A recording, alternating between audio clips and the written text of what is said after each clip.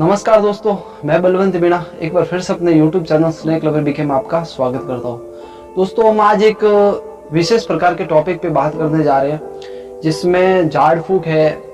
और कई बार हमें कमेंट भी आती है कि सर अगर हमको स्नेक बाइट हो जाती है तो हम हाथ पे जिस अंग पे काटा है वहाँ पे रस्सी बांधनी चाहिए या नहीं बांधनी चाहिए, या फिर वहाँ पे चीरा लगाना चाहिए, या फिर चीरा लगाने से जहर बाहर निकलता है। ऐसे कई टॉपिक है जिसके बारे में आज हम बात करने जाते हैं। ठीक है दोस्तों, तो बिना कुछ टाइम गवाए हम इस वीडियो को शुरू कर रहे हैं। उससे पहले आप हमारे चैनल पर फर्स्ट बार जुड़ रहे हो तो हमारे चैनल को सब्सक्राइब करना मत भूलिएगा, और आपको हमारी वीडियो पसंद आती तो प्लीज़ एक लाइक कीजिएगा ताकि हमारा हौसला बने रहे। और हमारा काम और हमारी बातें अगर आपको पसंद आती है तो आगे शेयर कीजिए।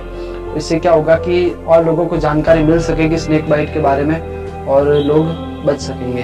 ठीक है दोस्तों, तो मैं शुरू करता हूँ। हाँ तो दोस्तों, हमारे भारत देश में हर साल 80 से 90 हजार लोगों को स्नेक बाइट होती है। उसमें 45,000 लोगों की मौत हो जाती है स्नेक बाइट के कारण। इसका साफ तौर पे एक ही मतलब है कि लोगों में जागरूकता की कमी है। जागरूकता यानी फिर नॉलेज या फिर अंधविश्वास, ये सब चीज़ों की कमी है। उसके कारण कई इलाकों में, जब ग्रामीण इलाके हैं वहाँ पर लोगों की जान चली जाती है। ठीक है दोस्तों, तो मैं आज आपको इसी बात का पूरी डिटेल से जानकारी दे रहा हूँ। ठीक है, तो आज भी कई इलाके ऐसे हैं जहाँ पर चिकित्सा की सुविधा नहीं होती है, जहाँ से चिकित्सालय मिनिमम 10 किलोमीटर या फिर 15 किलोमीटर या 30 किलोमीटर इतनी दूरी पे होता है। ऐसे में लोग क्या करते हैं, ग्रामीण इलाकों में ज़्यादातर लोग जो पारंपरिक इलाज करने की कोशिश करते हैं, झाड़ फूक वगैरह, इन चीज़ों को ध्यान में रखते हुए ये मौतों को बढ़ावा देते हैं। मैं एक चीज़ आपको बताता हूँ कि आप जिस प्रकार जो अंधविश्वासी लोग होते हैं जो ग्रामीण इलाकों में रहते हैं, मैं उनको खासकर ये चीज़ बताना चाहता हूँ कि आप झाड़ फूक वाले बाबा के पास जाते हैं तो मैं बताता हूँ कि आपको वो किस प्रकार से उसका इलाज की जो प्रक्रिया वो करता है, वो कि हालांकि पूरा ही गलत होता है, वो प्रोसेस पूरा गलत होता है। मैं जो झाड़ फूक वाले होते हैं वो किस प्रकार से आपको अंधविश्वास में झोंकते हैं। तो जब स्नेक होता है वो बाइट करता है। स्नेक दो प्रकार की बाइट करता है, एक फेक बाइट करता है और रियल बाइट करता है। रियल बाइट में होता ये है कि स्नेक जो वेनम होता है वो बॉडी के अंदर जाता है, और जो फेक बाइट में होता है स्नेक काटता जरूर है लेकिन वो अपना वेनम नहीं छोड़ता है। क्योंकि जो स्नेक होता है, सांप, वो अपनी मर्जी से वेनम छोड़ता है। अगर वो चाहता है तो वो वेनम छोड़ता है, और वो नहीं चाहता तो वेनम नहीं छोड़ता है। वो सांप के ऊपर डिपेंड करता है कि सांप कौन सा है। ज्यादातर कोबरा फेक बाइट करता है, उसके बाद रसल वाइपर है वो मिनिमम 2 या 3% ही फेक बाइट करता है, और जो स्वास्केल वाइपर है वो तो बहुत ही कम फेक बाइट करता है। फेक बाइट करने वाला सबसे ज्यादा जो स्नेक होता है वो कोबरा स्नेक होता है। तो होता ये है कि जब स्नेक बाइट हो जाती है, तो अगर फेक बाइट हो जाती है तो जैसे ही वो झाड़ फूक वाले के पास में पहुंचता है तो वो अपना जो कार्यक्रम है वो करता है। उसके बाद वो व्यक्ति थोड़ी देर बाद उसको वो जो मन का जो भ्रम होता है वो निकल जाता है। उसके कारण वो वापस मतलब नॉर्मल हो जाता है, और उसको लगता है कि इन झाड़ फूक के चक्कर में मेरी जान बच गई है। लेकिन हर बार फेक बाइट नहीं होती है। तो आप जिस प्रकार थोड़ी सी आप जैसे छानबीन करोगे इसके बारे में या फिर जानकारी इकट्ठा करने की कोशिश करोगे तो आपको पता चलेगा 10 केसेस ऐसे जाते हैं जिसमें से 8 या 7 लोग तो मौत की घाट उतर जाते हैं उसके झाड़ फूक के चक्कर में, और 3 ही लोग ऐसे होते हैं जो वहां से बच पाते हैं। मेरे हिसाब से ये आंकड़ा वहां पे रहता है। तो जो रियल बाइट होती है, स्नेक बाइट, वो झाड़ फूक के चक्कर में टाइम वेस्ट हो जाता है, और उसके बाद जब हालत बिगड़ने लगती है तब उसको अस्पताल की ओर लेके भागते हैं, और जो एंटीवेनम होता है वो उस टाइम अपना असर नहीं दिखा पाता है, और इंसान की जो जिसको बाइट होती है उसकी डेथ हो जाती है। इसीलिए मैं आपको बताता हूँ कि आप झाड़ फूक के चक्कर में बिल्कुल ना रहे, क्योंकि आपके लिए जानलेवा हो सकता है।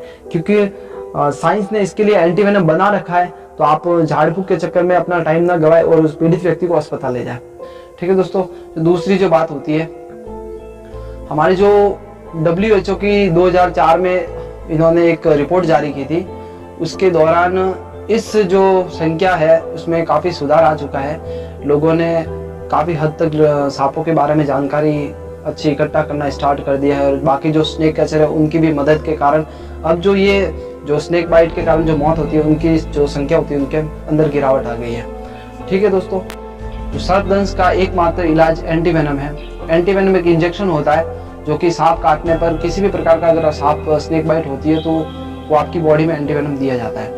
वो एंटीवेनम आपके शरीर में जाके जो जहर का प्रभाव होता है उससे मुकाबला करके जहर को खत्म करने की पूरी कोशिश करता है। उसके कारण कई बार ऐसा होता है कि अस्पताल देरी से पहुंचने के बाद एंटीवेनम अपना असर नहीं दिखा पाता और जो पीड़ित व्यक्ति उसकी मौत हो जाती है। तो हर बार जरूरी नहीं है कि एंटीवेनम अपना असर नहीं दिखाएगा, कई बार एंटीवेनम के कारण बहुत सारे लोगों की जान बचती भी है। सांप काटने के जो ज़्यादातर मामले होते हैं वो ग्रामीण इलाकों में होते हैं और हमारे विशेषज्ञों के अनुसार जो स्नेक बाइट होती है वो 80% बाइट घुटने के नीचे वाले भाग में होती है।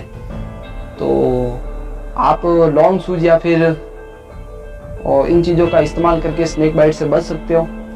ठीक है दोस्तों, तो मैं आपको बताता हूँ आगे कि हम किस प्रकार से स्नेक बाइट के दौरान होने के पश्चात प्राथमिक उपचार जो कि होता है वो रियल तौर पे, अगर आपसे अस्पताल काफ़ी दूरी पर है, 30 किलोमीटर 40 किलोमीटर की दूरी पे, तो ऐसे में आपको क्या करना चाहिए।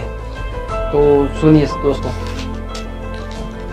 तो सबसे पहला जो काम होता है, जिस अंग पर आपको स्नेक बाइट हुई है या फिर आपको जैसे कि आपको इस उंगली पर स्नेक बाइट हुई है यहाँ पर, तो आप इस वाले भाग को गर्म पानी या फिर डेटॉल से साफ कर दीजिए। अगर आपके पास डेटॉल नहीं है तो आप इसको साबुन से भी धो सकते हो। याद रखें, पारंपरिक तरीके जैसे कि झाड़ फूंक, जहर चूसना, इन सब चीजों पे विश्वास ना करें और ना आजमाएं। ये आपके लिए भी जानलेवा हो सकता है और सामने वाले जो पीड़ित व्यक्ति है उसके लिए भी जानलेवा हो सकता है। ऐसे मामलों में आप हर्बल दवाइयों का इस्तेमाल ना करें, यह भी आपके लिए खतरनाक हो सकता है। स्नेक बाइट वाले भाग को, जिस अंग पे आपको बाइट किया है, उस भाग को ज्यादा हिलाए डुलाए नहीं, आप उसको एक स्थिर जगह पे रखें ताकि वो जो वेनम होता है वो फैलने से उसको काफी टाइम लगेगा। ठीक है दोस्तों। चौथी चीज कि हर बार मुझे कमेंट आती है और पूछा जाता है कि सर क्या उस जिस अंग पे बाइट किया उस अंग को बांधा जाए या फिर रस्सी या किसी कपड़े से। तो इसका मैं दोस्तों आपको बताता हूँ कि इसका एक तरीका होता है बांधने का, वो मैं आपको अगले वीडियो में जरूर बताऊंगा। तो आप पहले उसको देखिए और जानिए, उसके बाद ही उसको बांधने की कोशिश कीजिए कि एक अलग तरीके से बांधा जाता है और वो वेनम पे डिपेंड करेगा कि आप जिस स्नेक ने बाइट किया उसका वेनम कौन सा है।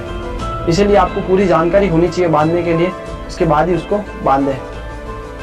और जो उसके बाद आप पैरासीटामोल का इस्तेमाल ना करें, क्योंकि ये जब जिस व्यक्ति को बाइट होता है उसको बहुत ही दर्द होता है, तो आप सोचते हो कि अगर पेन किलर के मामले में उसको ये दिया जाए पैरासीटामोल, तो वो भी आपके लिए खतरनाक हो सकता है। चिकित्सा मिलने तक मरीज को बाई करवट पर लिटा दीजिए और उसके श्वसन पे खासकर ध्यान दीजिए। दोस्तों, एक मुख्य बात जो कि अगर आपको स्नेक बाइट हो जाती है तो आपको किसी के कहने पर उस जगह पर चीरा नहीं मारना है, क्योंकि इससे इन्फेक्शन हो सकता है और हालत आपकी ज़्यादा खराब हो सकती है। तो आप इस सब भ्रम में ना रहे और चिकित्सा की तरफ ज़्यादा से ज़्यादा जल्दी पहुंचने की कोशिश करें। उसके कारण आपको वहाँ पे एंटीवेनम मिलेगा और एंटीवेनम से आपकी जान बच सकेगी। तो मैं सभी लोगों से बस एक ही रिक्वेस्ट करता हूँ कि आप सांपों के बारे में आपको जानना बहुत ही ज़रूरी है। जो खास करके ग्रामीण इलाकों में रहते हैं, जो लोग नीचे सोते हैं और उनको समय पर इलाज भी नहीं मिल पाता और ज़्यादा ग्रामीण लोगों की जो होती है वो डेथ हो जाती है स्नेक बाइट के कारण। इसीलिए मैं आपसे रिक्वेस्ट करता हूँ कि आप जब बारिश का मौसम जैसे कि 2-3 महीने बाद आने वाला है, आप नीचे ना सोए, किसी ऊपर वाली जगह पे सोने की कोशिश करें। जैसे कि कॉमन क्रैट जैसे स्नेक आपके बिस्तर में घुस के आपको बाइट कर जाएंगे, आपको पता भी नहीं चल पाएगा कि हमको स्नेक बाइट हुई थी और सुबह तक उस व्यक्ति की मौत हो जाती है। क्योंकि कॉमन क्रैट में खासकर जो वेनम जो होता है वो न्यूरोटॉक्सिन होता है और वो बहुत ही हैवी मात्रा में वेनम होता है, जो कि धीरे धीरे अपना असर शुरू करता है और ये रात के समय काटता है। तो नींद में होते हैं लोग तो पता ही नहीं चल पाता कि स्नेक बाइट हुई है। ठीक है दोस्तों, तो मैं आपसे इसी जानकारी के साथ अब विदा लेना चाहता हूँ। अगर आपको हमारी वीडियोस पसंद आती है तो प्लीज़ हमारे चैनल को सब्सक्राइब कीजिए और हमारे जो पास में जो बेल आइकन का बटन है उसको भी दबा दीजिए, ताकि मैं जैसे ही कोई वीडियो नई पोस्ट करूँगा सांपों के बारे में तो उसकी जानकारी आपको मिल जाएगी और आप हमारी वीडियो देख पाओगे। ठीक है दोस्तों, आपको हमारी वीडियो पसंद आती है या फिर आप और कोई जानना चाहते हो या फिर तो आप हमें कमेंट कीजिए, हम उसके बारे में जानकारी लेके आपको वीडियो बताएंगे। तो जैसे ही आपको अगर कोई किसी भी प्रकार की स्नेक के बारे में जानकारी चाहिए तो आप हमें कमेंट कीजिए कमेंट बॉक्स में। जैसे ही हम ज़्यादा कमेंट होगी तो उसके बारे में हम एक वीडियो और बनाएंगे। और इसी के साथ मैं आपसे अलविदा लेना चाहता हूँ। और आपको हमारी वीडियो पसंद आती है तो please like, share and subscribe my channel. Thank you so much हमारी वीडियो देखने के लिए।